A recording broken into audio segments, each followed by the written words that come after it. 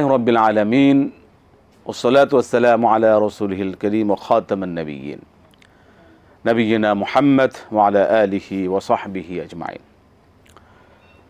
সুপ্রিয় দর্শক, পৃথিবীর যে প্রান্ত থেকে আপনারা এই মুহূর্তে এটিএন বাংলার টিভি স্ক্রিনের সামনে আছেন, সকলকে স্বাগত জানাচ্ছি কনকা রেফ্রিজারেটরস প্রেজেন্স ইসলামী সাওয়াজাব সরাসরি পাওয়ার্ড বাই গ্রি এসি এই আয়োজনে। প্রিয় দর্শক, এই সরাসরি আয়োজন আপনাদের জীবন ঘনিষ্ঠ যে কোনো ধরনের প্রশ্নের জবাব ইসলামিক শরীর আলোকে জানতে আপনি ফোন করুন, প্রশ্ন করুন।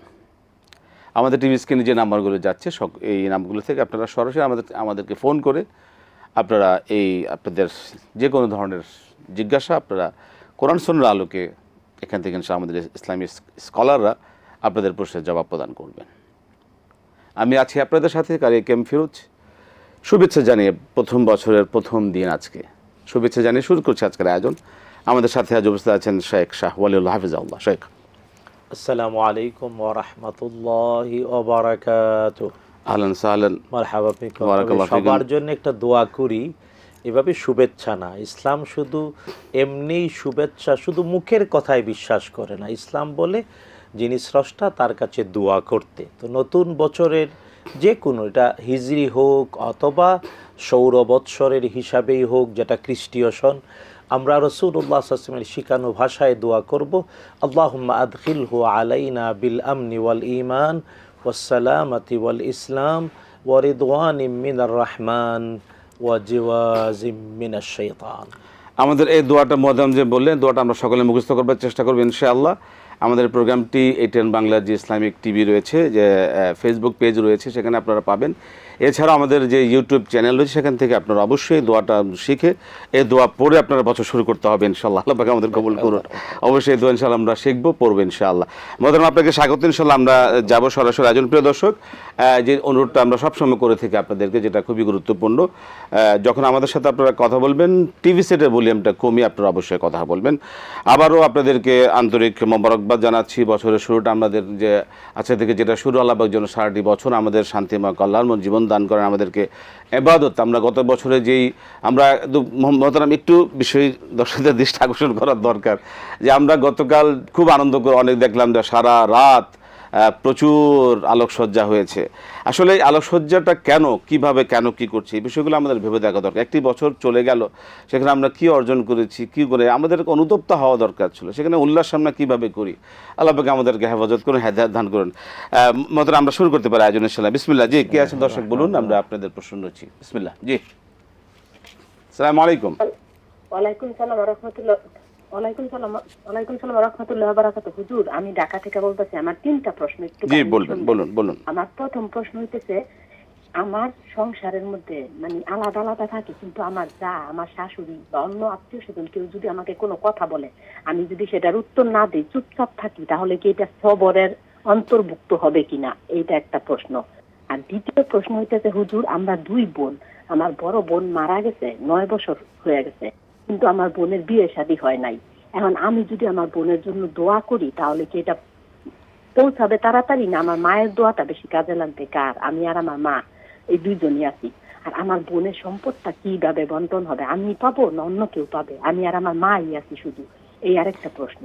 আর তৃতীয় আরেকটা প্রশ্ন হইতেছে, হুজুর, আমার স্বামী আগে সৌদি আরব থাকতো, আইসা পড়ছে 14 বছর হয়েছে।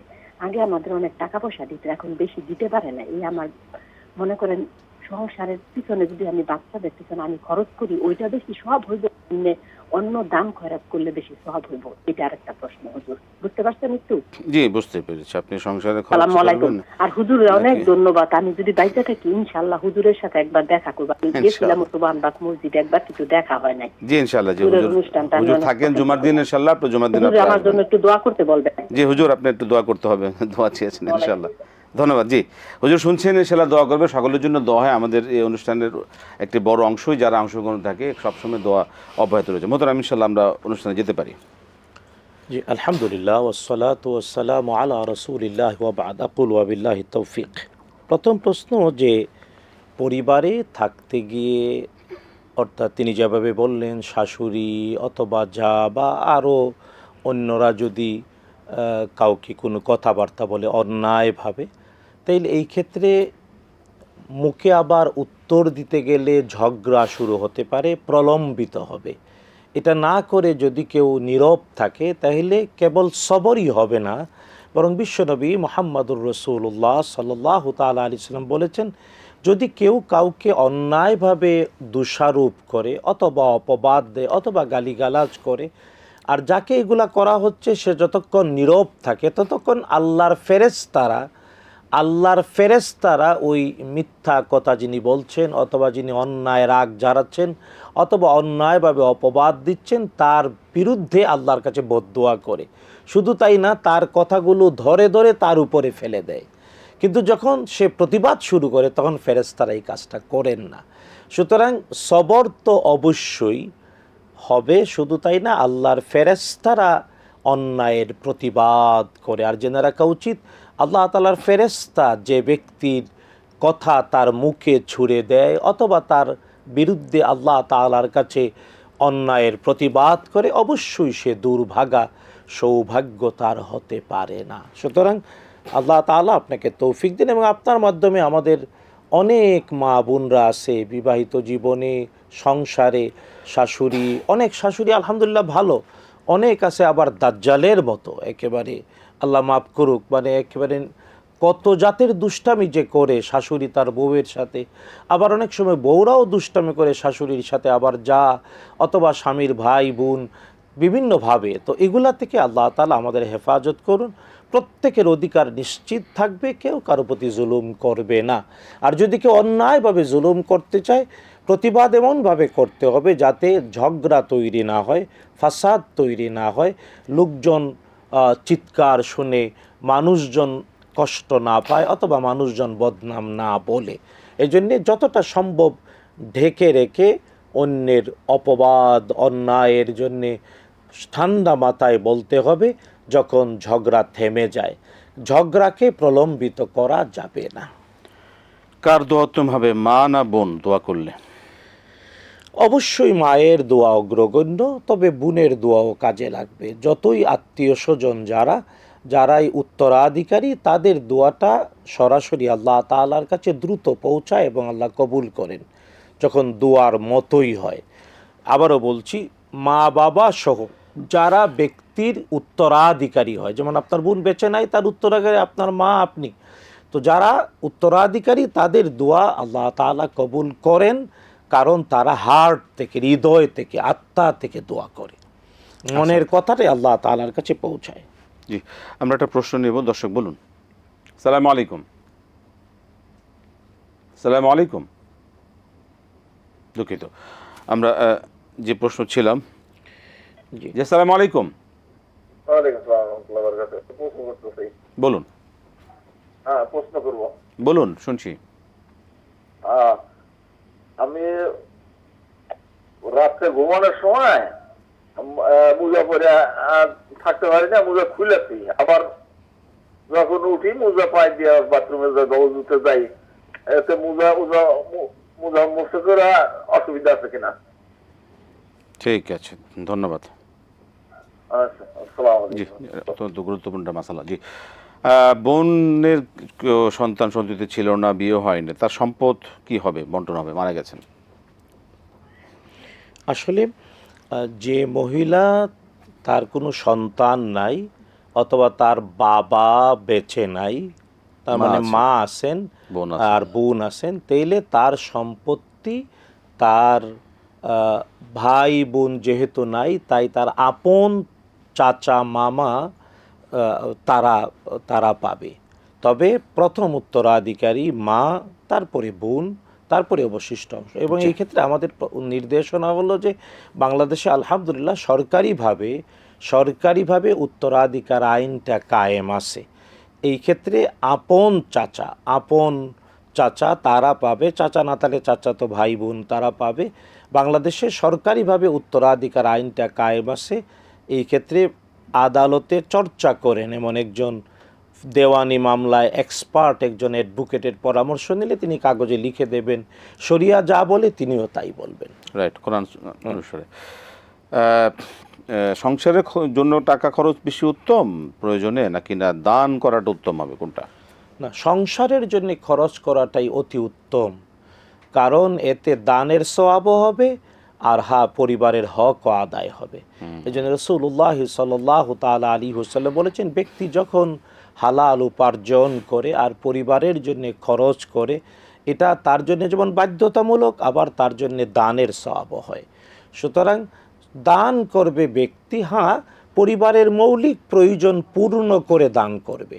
ব্যাপারটা যদি এমন না হয় পরিবারের মৌলিক প্রয়োজন পূর্ণ হচ্ছে না কিন্তু দান করছে না, কারণ নিজের উপরে নিজের অধিকার, পরিবারের সবার অধিকার উপার্জনকারীর উপরে রয়েছে অথবা সম্পদশালীর উপরে রয়েছে। সুতরাং আমাদের বোন, তার নিজের সম্পদ আছে, স্বামী হয়তো এতটা উপার্জনক্ষম না বটে অথবা আয় কমে গিয়েছে, এই ক্ষেত্রে নারী অন্যত্র দান না করে তার পরিবারের সম্পদ থেকে পরিবারের জন্য খরচ করবেন, এতে দানের সওয়াবও হবে আর পরিবারের হকও আদায় হবে। জি, চমৎকার। এবং অবশ্যই দান করতে হবে পরিবারের প্রয়োজন, মৌলিক প্রয়োজন পূর্ণ করে। জি, আমরা আবার আসবো একটা ছোট বিরতির পর। প্রিয় দর্শক, আপনারা দেখছেন সরাসরি রাজন ইসলামী সালাদ। সময় হলো একটি বিরতি নেবার, ফিরছি বিরতির পর আবার ইনশাল্লাহ আপনাদের সাথে সরাসরি আয়োজন ইনশাআল্লাহ। আসসালামু আলাইকুম রহমতুল্লাহ। প্রিয় দর্শক, ফিরে এলাম বিরতির পর কনকা ফ্রিজ নিবেদিত পাওয়ার্ড বাই গ্রি এসি সরাসরি আয়োজনে। আমরা বিরতির আগে যে প্রশ্নে দর্শকের কাছ থেকে শুনছিলাম, একটা প্রশ্ন নিয়ে শুরু করি। জি দর্শক বলুন। আসসালামু আলাইকুম। ওয়ালাইকুম আসসালাম। আমি সিলেট ক্যাডেট কলেজ থেকে মাহফুজা বেগম বলবেন। বলুন। মেয়ের জামাই শ্বশুর বাড়িতে এবং নাতি নাতনি নানার বাড়িতে কসর করবে কিনা? মেয়ের জামাই কসর, নাতি নাতনি কি করবে? জি। আর জায়নামাজ বিছিয়ে এদিক সেদিক একটু গেলে, জায়নামাজ একটু গুছিয়ে না গেলে নাকি শয়তান ওখানে দাঁড়ায়, এটা ঠিক কিনা? জায়নামাজ বিছিয়ে এদিক সেদিক যাওয়া ঠিক আছে। আরেকটা প্রশ্ন। জি। সুবহানাল্লাহি ওয়া বিহামদি আদাদা খালকি ওয়া রিদওয়ানা ওয়াজিনা তাশিদা কালিমাতিহি। এটা ফজরের সময় সকালে মানে 3 বার পড়তে হয়, কিন্তু কেউ যদি সারাদিন 100-200 বার বেশি পড়ে তা ঠিক হবে কিনা? সারাদিন পড়লে ঠিক হবে কিনা? ঠিক আছে, ধন্যবাদ। আমরা শুনবো আপনার বিষয়। জি, ওয়ালাইকুম আসসালাম।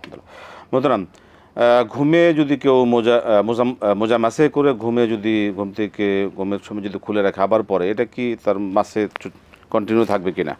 মোজার উপরে মাসে করার জন্য শর্ত, অজু অবস্থায় মোজাটা পরতে হবে। মোজাটা চামড়ার হোক অথবা কটনের হোক, জাউরাব হোক, মানে সুতার মোজা বা কাপড়ের মোজা হোক অথবা চামড়ার মোজা হোক। শর্ত হলো মাসে করার অধিকার পাওয়ার জন্য অজু অবস্থায় তা পড়তে হবে। কিন্তু জানা উচিত, ব্যক্তি যখন ঘুমিয়ে যায় তখন তার অজু ভেঙে যায়। ঘুমালে অজু ভেঙে যায়। সুতরাং ঘুম থেকে যদি মোজা খুলে ব্যক্তি ঘুমালেন, ঘুম থেকে উঠে অজু করে পা ধুইতে হবে, তারপরে মোজা পরলে পরবর্তী অজুতে এই সুবিধাটা পাবেন। 24 ঘন্টা মুকিম হলে 1 দিন 1 রাত বা 24 ঘন্টা, আর মুসাফির হলে 3 দিন 3 রাত 72 ঘন্টা। শর্ত হলো অজু অবস্থায়, মানে অজু করে মোজাটা পড়তে হবে, তাইলে পরবর্তীতে যতবার অজু করবে আর মোজা দরকার খুলতে হবে না, মাসে করতে হবে। কিন্তু ঘুম থেকে উঠে মোজা পরলাম, ঘুমানোর আগে মোজা খুলে ফেললাম, ঘুম থেকে উঠে দুইটা ফরজ, একটা হলো সে ঘুমিয়ে গেল, অজু ভেঙে গেল, একটা হলো মোজা খুলেছেন সেটাও ভেঙে গেল। হ্যাঁ, মোজা দুটাই তো, দুটা কারণ আবার তাকে আবার অজু করে আবার পড়তে হবে। জি, তাহলে ওই অজু দিয়ে আর মাসে কন্টিনিউ হবে না। জি, আমরা প্রশ্ন নেব। দর্শক বলুন। আসসালামু আলাইকুম। ওয়ালাইকুম আসসালাম। জি, ভালো আছেন আপনারা? জি, আলহামদুলিল্লাহ। বলুন, কি প্রশ্ন আপনার? জি, আমার 4-5টা প্রশ্ন আছে। আমার প্রথম প্রশ্ন হলো যে, এখানে এক বক্তা বলছে যে আদম আলাইহিস সালাম, ওই যে মানে আদম আলাইহিস সালাম হাওয়া আলাইহিস সালামের দিকে হাত বাড়াইছে, আবার মানে হাত বাড়াতে ধরতে যাচ্ছিল, তো আল্লাহ বলছেন যে ওনাকে ধরা যাবে না, হাত বাড়ানো যাবে না। মানে এখানে এভাবে বলছে ওদের বিয়ে হয়েছে, আসলে অনেকে বলছে যে এটা বিয়ে হয় না, স্ত্রী হিসাবে তৈরি করা হয়েছে, বিয়ে লাগে না। তো এই বিষয়ে একটু ক্লিয়ারলি বলবেন। আর একটা প্রশ্ন হলো যে, আমাদের এখানে রক্ত হচ্ছে, মানে এখন তো অনেক নামাজের সময়সূচি হয়ে গেছে, তো নামাজের সময়সূচি অনুযায়ী, সহি ক্যালেন্ডার অনুযায়ী ফজর হচ্ছে ধরেন যে 5:17 বা 5:30-5:30 দিকে, 5:28 অক্ত হচ্ছে, আজান দিচ্ছে 5টা মানে 10-15 মিনিট আগে। এই অক্ত হওয়ার আগে আজান দেওয়া ইসলাম কি বলে? এটা একটা প্রশ্ন।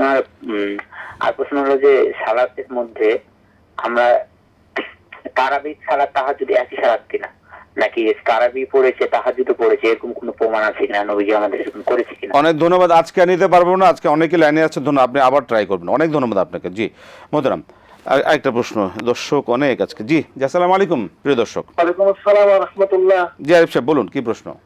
জি আমার প্রশ্ন একটি, ওই আমি দেখছি যে ওই মানে জিনেরা অনেক সময় অনেক কথা বলে দেন, এটা কেন, এটা কি এটা করে গায়েবের থেকে বলে, ওরা কোন হিসেবে কথা বলেন? জিনের কথা মিলে যায় অনেক সময়। জি জি জি জি ধন্যবাদ, আমরা শুনবো আপনাকে। অসংখ্য ধন্যবাদ, সময় কম কাজ বেশি। মোহতারাম, মেয়ের জামাই শ্বশুর বাড়িতে গেলে তার কি কসর হবে কিনা এবং নাতি নাতির কি হবে? মানে যেখানে স্থাবর সম্পত্তি আছে ব্যক্তির, সেখানে ব্যক্তি মুকিম হয়। মুকিম হয়ে যাবে। তো শ্বশুর বাড়িতে জামাই সরাসরি সম্পদ যদি পায়, কারণ যদি তার স্ত্রী মারা গিয়ে থাকে আর স্ত্রীর উত্তরাধিকার সে পেয়ে থাকে, তাহলে মুকিম হয়ে যাবে, মুসাফির হবে না। আর যদি স্ত্রী জীবিত আছে, এই অবস্থায় শ্বশুর বাড়ি গেল মেয়ের জামাই, তাইলে মেয়ের জামাই সম্পত্তি পায় না, এই জন্য মুসাফির।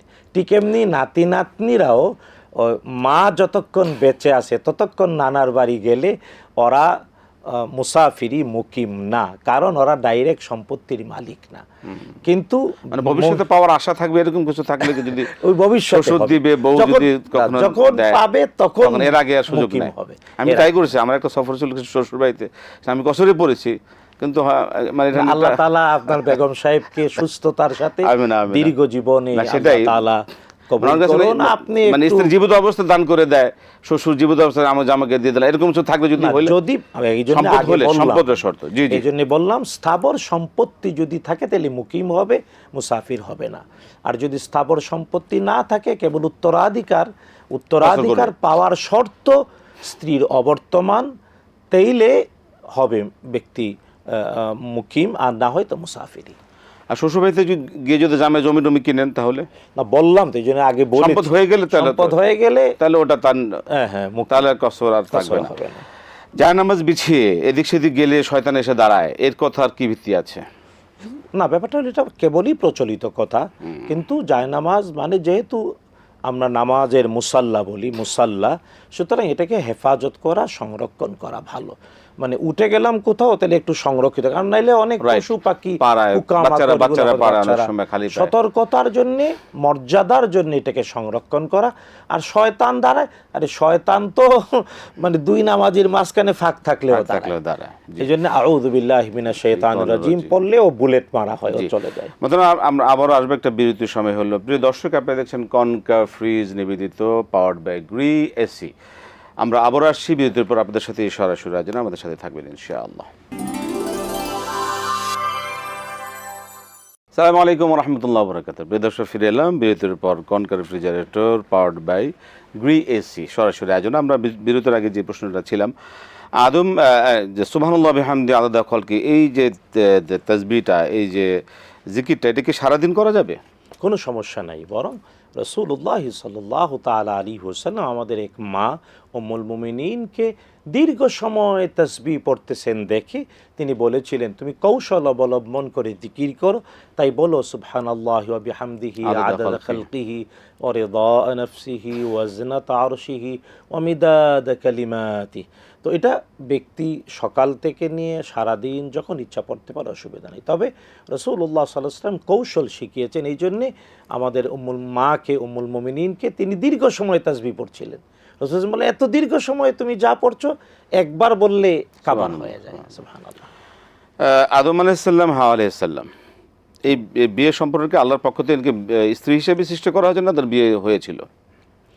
আসলে কোরআন আল কারীমের সুস্পষ্ট বক্তব্য যে ইয়া আইয়ুহান নাসু তাকু রাব্বাকুম আল্লাযী খালাকাকুম মিন নাফসিন ওয়াহিদা ওয়া খালাকা মিনহা যাওজাহা। আল্লাহ তাআলা স্পষ্ট করে বলে দিয়েছেন, আদম আলাইহিস সালামকে আল্লাহ তাআলা মাটি থেকে তৈরি করেছেন, আর তারপরে আদম থেকে আমাদের সবাইকে, কারণ আদমের শরীর থেকেই তার সঙ্গিনী যাওজাহা, আল্লাহ তাআলা আদম আলাইহিস সালামের স্ত্রীকে তার শরীর থেকেই তৈরি করেন আদমের স্ত্রী হিসেবে। এখন প্রশ্ন হলো, যেভাবে প্রশ্নকারী বললেন যে আমাদের অনেক আলেম ওলামা বলে আদম আলাইহিস সালাম হাওয়া আলাইহিস সালামকে থেকে তার দিকে হাত, এগুলা সবই ইসরায়েলি বর্ণনা।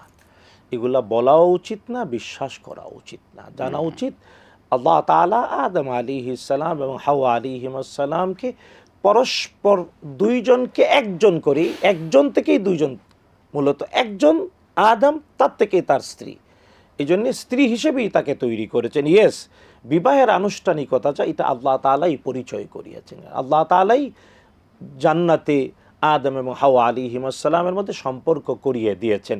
সুতরাং এইভাবে একেবারে মানে কি বলবো, নাউযুবিল্লাহ মিন যালিক, হাত বাড়িয়েছেন, দিও না হাত, এগুলা সব বানোয়াট। আল্লাহ হেদায়েত নসিব করুন। এবং এর প্রমাণ কেউ যদি বলতে চায় যে আল্লাহ কি বিয়ে দিয়ে দিতে পারেন আনুষ্ঠানিকতা ছাড়া, এর একটা দলিল আল্লাহ তাআলা বিশ্ব নবী সাল্লাল্লাহু আলাইহি ওয়াসাল্লামের জীবনে রেখেছেন। কোরআন আল কারীমে এটা আল্লাহ দলিল রেখেছেন। মানে রাসূলুল্লাহ সাল্লাল্লাহু আলাইহি ওয়াসাল্লাম তার আপন খালাতো বোন জাইনাব রাদিয়াল্লাহু তাআলা আনহা, যাকে প্রথম বিয়ে করেছিলেন যে জায়েদ, রাসূলুল্লাহ সাল্লাল্লাহু আলাইহি ওয়াসাল্লামের আজাদকৃত গোলাম জায়েদ, কিন্তু জায়েদ যখন তালাক দিলেন, ইদ্যত শেষ হলো, আল্লাহ তাআলা নিজে আয়াত নাজিল করলেন এবং আল্লাহ নিজে বিয়ে পড়াই দিলেন জাইনাব রাদিয়াল্লাহু তাআলা আনহা। যায়েদ ইবনে সাবিত, হ্যাঁ যায়েদ, আল্লাহ তো কোরআনে কারীমে আছে, ফালাম্মা কাদা যাইদুন মিনহা ওয়াতারান যাওয়াজনাকাহা লিকাই লা ইয়াকুনা হারাজান ফি আজওয়াজি আদিয়াইকুম। পালক পুত্রের স্ত্রীদের ব্যাপারে যদি কোনো সমস্যা তৈরি না হয়, এজন্য আল্লাহ আকাশে আল্লাহ নিজে বিয়ে পড়াই দিলেন। এখানে কিন্তু কাজী কেউ নাই, সাক্ষী আল্লাহ নিজে, আল্লাহই বিয়ে পড়াই দিলেন, আয়াত নাজিল করলেন। যখন আয়াত নাজিল হলো, রাসূলুল্লাহ সাল্লাল্লাহু আলাইহি ওয়াসাল্লাম বললেন যে আল্লাহ তাআলা তো বিয়ে পড়াই দিয়েছেন। আর এই জন্যে রাসূলুল্লাহ সাল্লাল্লাহু আলাইহি ওয়াসাল্লামের একমাত্র স্ত্রী, আমাদের একমাত্র মা, যদিও জয়নব নামে দুইজন, তো যে রাসূল সাল্লাল্লাহু আলাইহি ওয়াসাল্লামের আপন খালাতো বোন জয়নব, তিনি বলতেন, আমাদের মা, তিনি বলতেন, ও তোমাদেরকে তোমাদের আত্মীয় স্বজন বিয়ে দিয়েছে। রাসূলুল্লাহ সাল্লাল্লাহু আলাইহি ওয়াসাল্লামের সাথেই আত্মীয় স্বজন সবাই মিলে বিয়ে দিয়েছে, আর আমাকে বিয়ে দিয়ে দিয়েছেন আকাশ আর জমিনের মালিক আল্লাহ সুবহানাহু ওয়া তাআলা, আয়াত নাজিল করেছেন। সুতরাং এটা দলিল। সুতরাং এই ক্ষেত্রে যারা মুখ রুচক করে এই সমস্ত কথাবার্তা বলে, আল্লাহ হেদায়েত নসিব করুন। জি, আহসান। ওয়াক্ত শুরু হওয়ার আগে যদি কেউ আজান দেয়, এটা কি ঠিক হবে? না, ওয়াক্ত শুরু হওয়ার আগে একটা আজানই দেওয়া যায়। এটা হলো জুমার দিনে জুমার নামাজের জন্য অগ্রিম, এখন যে আমরা আজান দেই, প্রথম আজান যেটাকে আমরা বলি, বাস্তবে মূলত প্রথম আজান হলো খতিব মিম্বরে উঠলে যে আজান, এর নাম প্রথম আজান শরীয়তে। আর দ্বিতীয় আজান হলো যেটা প্রথম দেয়া হয়।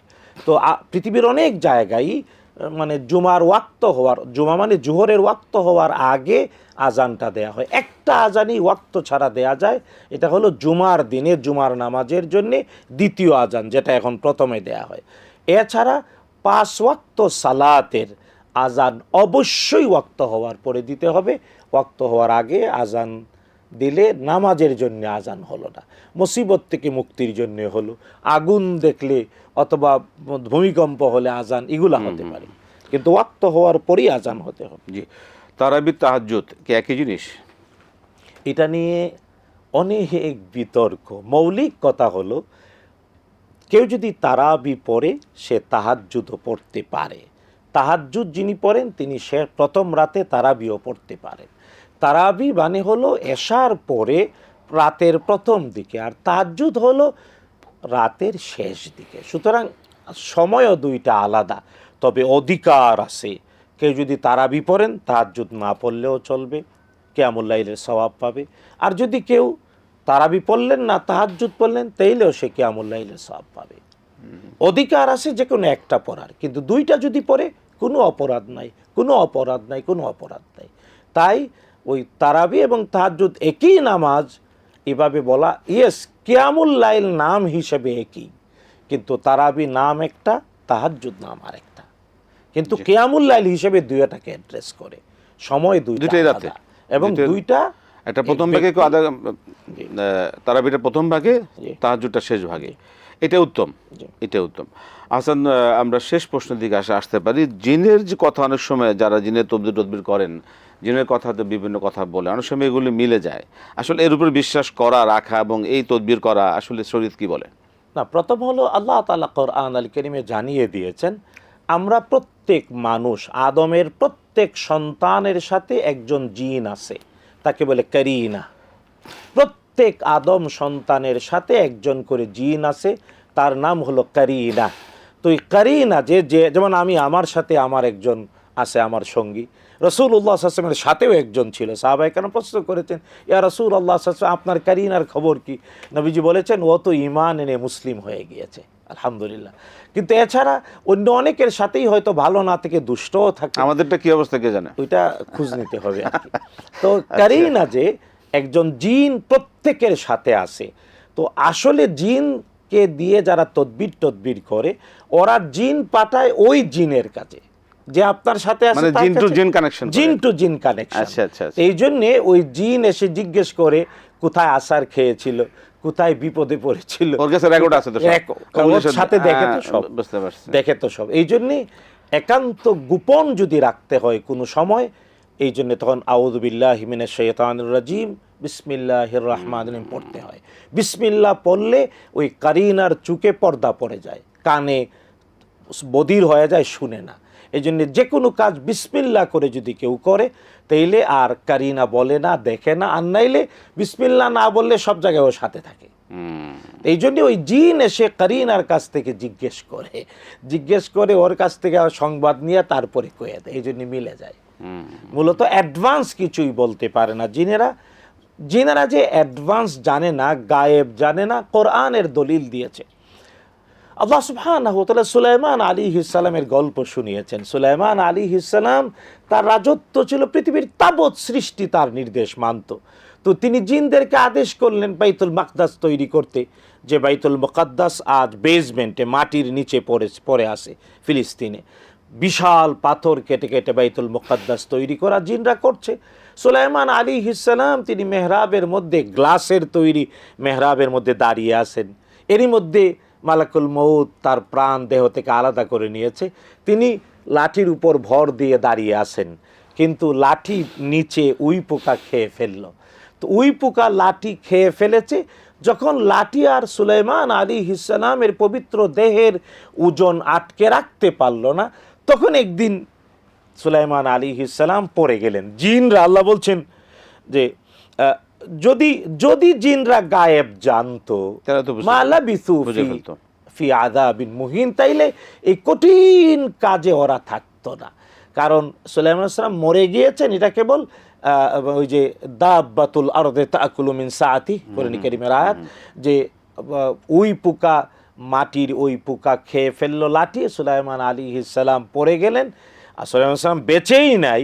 জিন যদি গায়েব তো দূরের কথা, সুলাইমান আলাইহিস সালাম মৃত্যুবরণ করেছেন, এটাও জিন কইতে পারে না। এই জন্য ভবিষ্যৎ কিছুই জানে না, কাছে না গেলেও জানতে পারে না। আর অতীত বলে কারিনার কাছে সংবাদ নিয়ে তারপরে বলে।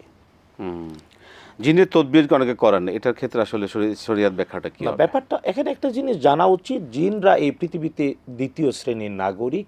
জিনরা যেমন মানুষ যাদেরকে ভালোবাসে, আলেম ওলামা হিসেবে শ্রদ্ধা করে, জিনরাও তাদেরকে সম্মান করে, জানতে চায়, শিখতে চায়। কারণ জিনদের মধ্যে সবাই তো আর দুষ্ট না, অনেক ভালো আছেন, অনেক ভালো আছে, আলহামদুলিল্লাহ। তো জিনরাও শিখতে আসে, পড়তে আসে, ভালোবাসে।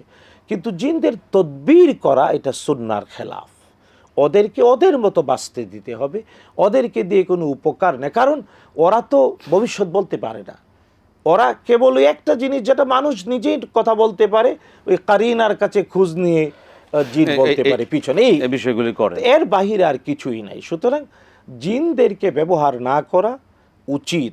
আর যদি কেউ জিন দিয়ে তদবির করে, এটা সুন্নাহর খেলাফ। এতে উপকার সাময়িক হতে পারে, কিন্তু চূড়ান্ত পর্যায়ে ক্ষতি হয়। আল্লাহ হেদায়েত নসিব করুন। আল্লাহ পাক আমাদের সকলকে হেদায়েত করুন সকল ফিতনা থেকে। শেখ, আপনাকে অসংখ্য ধন্যবাদ। জাযাকাল্লাহু খাইর, বারাকাল্লাহু ফিকুম। প্রিয় দর্শক, আমরা অনুষ্ঠানের শেষ পর্যায়ে চলেছি। আলহামদুলিল্লাহ, নতুন বছর শুরু হলো আজকে, এই দিন আমরাও আলহামদুলিল্লাহ। আরেকটা কথা শেখ বলতে চাই আপনার শেষে, খুব আমাদের সময় সংক্ষিপ্ত। আমরা চাঁদের হিসেবে একটা সম্মানিত মাসে, মর্যাদাময় মাস রজব মাসে প্রবেশ করতে যাচ্ছি। কারণ চান্দ্র বছরের 4টা মাস মর্যাদাময়, হারাম। রজব মাসটা হলো সম্মানিত মাস, পবিত্র মাস, যে মাসকে সম্মান করা ওয়াজিব। জি, আমরা অন্ধকার যুগের মানুষেরা ওই মাসকে মর্যাদা দিত। আমরা সৌদি আরব অলরেডি ওই মাসে ঢুকে গেছে, আমরা হয়তো আজকে চাঁদ দেখা, কালকে আসবে ইনশাআল্লাহ। সবাইকে অনুরোধ, সম্মানিত মাসের মর্যাদা রক্ষা করুন, আল্লাহ পাক আমাদের কবুল করুন। প্রিয় দর্শক, আমরা দেখছিলাম কনকা রেফ্রিজারেটর নিবেদিত পাওয়ার্ড বাই গ্রিট এসি। আলহামদুলিল্লাহ, আমরা এই বছরের শুরুতে আমরা একটা অত্যন্ত মূল্যবান, আমাদের জন্য খুবই গুরুত্বপূর্ণ এই অনুষ্ঠানকে পরিচালনা করবার জন্য এটিএন বাংলা ইসলামী সাল, যার মাধ্যমে আমরা সকলে উপকৃত হচ্ছি, সারা পৃথিবীব্যাপী মানুষ আমরা ইসলামকে জানতে পারছি, মানার সুযোগ পাচ্ছি, শিরক বিদআত মুক্ত হয়ে এই যে দীর্ঘ যে আমাদের পথ চলা, আলহামদুলিল্লাহ 25টি বছর 28টি বছর দেখতে দেখতে আমাদের কাছ থেকে চলে যাচ্ছে। আলহামদুলিল্লাহ, এই আমাদের সাথে যারা ছিলেন তার মধ্যে আমাদের এক আলহামদুলিল্লাহ আজকে থেকে আমরা যাকে সবসময় আমরা কাছে পেয়েছি, আমাদের সাথে আছেন কনকা রেফ্রিজারেটর, এবং আমাদের সাথে আরও আছেন powered by Gree AC.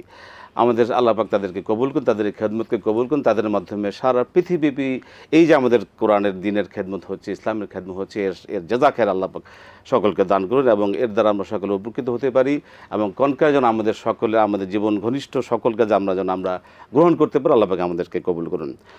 Sheikh, আপনাকে আবারও ধন্যবাদ, জাযাকাল্লাহ বারাকাল্লাহ ফিকুম। প্রিয় দর্শক, আজকে অনুষ্ঠান থেকে বিদায় নিচ্ছি আজকে Konka refrigerator powered by Gree AC ইসলামী সাল জব থেকে। আসসালামু আলাইকুম রহমতুল্লাহি ওয়া বারাকাতুহু।